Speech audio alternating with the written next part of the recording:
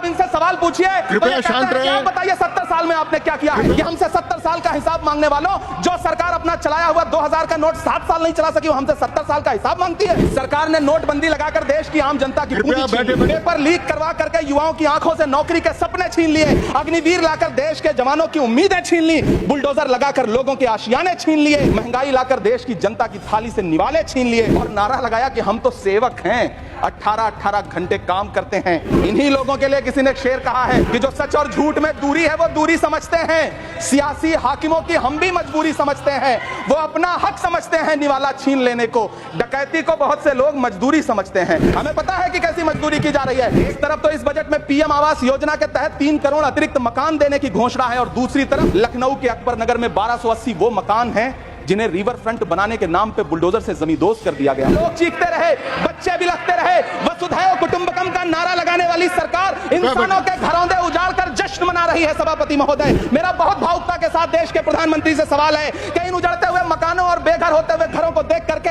आपको नींद कैसे आती है, आप सो कैसे पाते हैं? मेरा सवाल है इस देश के प्रधानमंत्री से, या तो लोगों के घरौंदे उजाड़ना बंद करिए या फिर करोड़ों मकान बनाने की झूठी घोषणाएं करना बंद करिए। इलेक्टोरल बॉन्ड खरीदने वालों के नाम छुपाने वाली सरकार इन दिनों आम के ठेला लगाने वालों के नाम जानना चाहती है। मुझे तो होटलों, ढाबों या आम के ठेलों पर नेम प्लेट लगवाने वालों से पूछना है कि कभी खून की बोतल पर देखा है किसी का नाम लिखा हुआ?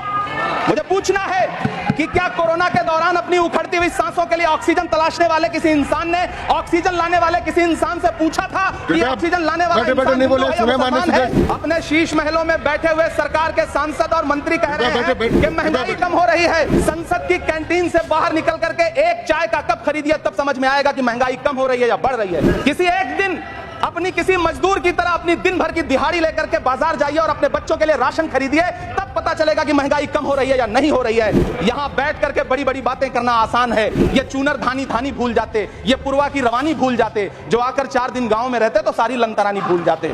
किसानों से चिढ़ी हुई सरकार ने बजट में किसानों के एमएसपी की लीगल गारंटी नहीं दी, लेकिन याद रखिएगा, जो किसान का नहीं वो हिंदुस्तान का नहीं। मुझे वित्त मंत्री जी से पूछना है कि वो जो कुछ साल पहले 100 स्मार्ट सिटी बनाने का ढोल पीटा गया था, सुना है उस ढोल में पानी भर गया है, इसीलिए आपने उसका नाम बदल करके सिटीज ऑफ ग्रोथ हब्स रख दिया। अच्छा है, नाम बदलने का खेल खेलते रहिए। आपकी कई सरकारें तो इसी वजह से चल रही हैं। जिस देश में टमाटर 100 रुपए किलो बिक रहा हो, उस देश की वित्त मंत्री के पास बजट में महंगाई पर बोलने के लिए सिर्फ 10 शब्द है। ऐसा लग रहा है जैसे वित्त मंत्री महोदया ने बजट नहीं तैयार किया है, बल्कि प्रधानमंत्री जी की मन की बात का संकलन तैयार किया है। टूटा हुआ लश्कर का भरम देख रहे हैं और जिल्ले इलाही के करम देख रहे हैं। ताकत का नशा अक्ल पे हावी है तुम्हारी, तुम देख ना पाओगे जो हम देख रहे हैं। 83 मिनट 71 बार थपथपाई गई मेज, 14,417 शब्दों का बजट भाषण, और उस बजट में अपने लिए राहत तलाशती मिडिल क्लास की हैरत ज़दा आंखें। इस सरकार को पढ़े लिखे लोगों से दिक्कत है सभापति महोदय, इसीलिए इस सरकार ने यूजीसी का बजट 66% कम कर दिया है। वित्त मंत्री महोदया ने इस बजट में महंगाई पर सिर्फ 10 शब्द बोला है। डीजल, पेट्रोल, आटा, चावल, दाल, सब्जी की महंगाई का तो कोई जिक्र ही नहीं। सावन चल रहा है तो प्याज और लहसुन का दाम पूछना तो शायद पाप होगा। मैंने तो यह भी सुना है कि वित्त मंत्री जी जो चीज खुद नहीं खाती हैं, उसके दाम से उनका कोई लेना देना नहीं होता। लेकिन इस बार बजट पेश करने के लिए पार्लियामेंट आने से पहले वित्त मंत्री जी ने दही और चीनी खाई थी।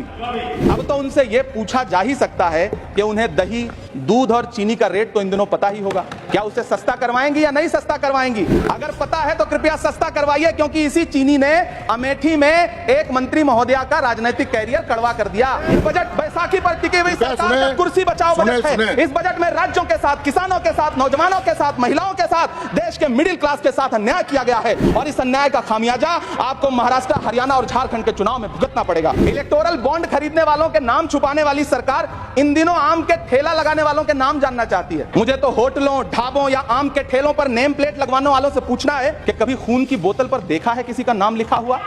मुझे पूछना है कि क्या कोरोना के दौरान अपनी उखड़ती हुई सांसों के लिए ऑक्सीजन तलाशने वाले किसी इंसान ने ऑक्सीजन लाने वाले किसी इंसान से पूछा था कि ऑक्सीजन लाने वाला इंसान है? मुझे पूछना है कि लावारिश लाशों के लिए कोरोना में काम देने वाले, चिताओं के लिए लकड़ियां सजाने वाले किसी इंसान से पूछा गया था उसका नाम, उसका मजहब? लेकिन इन दिनों पूछा जा रहा है सभापति महोदय। अफसोस, देश के प्रधानमंत्री जी ने कभी न टूटने वाली चुप्पी ओढ़ ली है। जनता ने 63 सीटें कम क्या कर दी? ये सरकार तो अमृतकाल का नाम लेना ही भूल गई। ये भूल गई है अमृतकाल को, ये भूल गई है मनरेगा को, ये भूल गई है मौलाना आजाद नेशनल फेलोशिप को, ये भूल गई है मणिपुर को, ये भूल गई है महाराष्ट्र को। प्रधानमंत्री जी तो महाराष्ट्र से बदला लेने पर उतर आए। अब तो शायद उन्हें याद भी ना हो, यवतमाल का वो दाभड़ी गांव जहां 20 मार्च 2014 को वो किसानों के साथ चाय पर चर्चा करने गए थे और उनकी किस्मत बदलने के सपने दिखाए थे। उसी यवतमाल में पिछले 6 महीने में 132 किसानों ने आत्महत्या की है। महाराष्ट्र में हर महीने 209 किसान आत्महत्या कर रहे हैं। राज्य सरकार द्वारा सौंपा गया आंकड़ा बताता है कि 1 जनवरी से 31 मई के बीच 1046 किसानों ने आत्महत्या की है। लेकिन अफसोस, इस बजट में महाराष्ट्र के किसानों के लिए कुछ भी नहीं है। किसानों से चिढ़ी हुई सरकार ने बजट में किसानों के एमएसपी की लीगल गारंटी नहीं दी। लेकिन याद रखिएगा, जो किसान का नहीं वो हिंदुस्तान का नहीं। मुझे वित्त मंत्री जी से पूछना है कि वो जो कुछ साल पहले 100 स्मार्ट सिटी बनाने का ढोल पीटा गया था, सुना है उस ढोल में पानी भर गया है, इसीलिए आपने उसका नाम बदल करके सिटीज ऑफ ग्रोथ हब्स रख दिया है। अच्छा है, नाम बदलने का खेल खेलते रहिए, आपकी कई सरकारें तो इसी वजह से चल रही हैं। इस सरकार को पढ़े लिखे लोगों से दिक्कत है सभापति महोदय, इसीलिए इस सरकार ने यूजीसी का बजट 66% कम कर दिया है। इकोनॉमिक कॉरिडोर बनाने से किसी राज्य का विकास नहीं होगा, विकास होगा स्वास्थ्य और शिक्षा के बुनियादी मुद्दों के लिए बजट देने पर। सभापति महोदय, एक तरफ तो इस बजट में पीएम आवास योजना के तहत 3 करोड़ अतिरिक्त मकान देने की घोषणा है और दूसरी तरफ लखनऊ के अकबर नगर में 1280 वो मकान हैं जिन्हें रिवर फ्रंट बनाने के नाम पे बुलडोजर से जमींदोज कर दिया गया। सभापति महोदय, लोग चीखते रहे, बच्चे बिलखते रहे, वसुधैव कुटुंबकम का नारा लगाने वाली सरकार इंसानों के घरौंदे उजाड़ कर जश्न मना रही है। सभापति महोदय, मेरा बहुत भावुकता के साथ देश के प्रधानमंत्री से सवाल है कि इन उजड़ते हुए मकानों और बेघर होते हुए घरों को देख करके आपको नींद कैसे आती है, आप सो कैसे पाते हैं? मेरा सवाल है इस देश के प्रधानमंत्री से, या तो लोगों के घरौंदे उजाड़ना बंद करिए या फिर करोड़ों मकान बनाने की झूठी घोषणाएं करना बंद करिए। यह बजट झूठ का पुलिंदा है, यह बजट आपके पिछले साल के बजट का कट कॉपी पेस्ट है। यह बजट हमारे चुनावी घोषणा पत्र की नकल करने की एक बेईमान कोशिश है। लेकिन कहावत है ना कि नकल के लिए भी अकल चाहिए। मेरे हाथ में एक तरफ न्याय पत्र है जो हमारा है और दूसरी तरफ अन्याय पत्र है जो आपका है। इस सरकार को आलोचना सुनने की आदत नहीं है सभापति महोदय।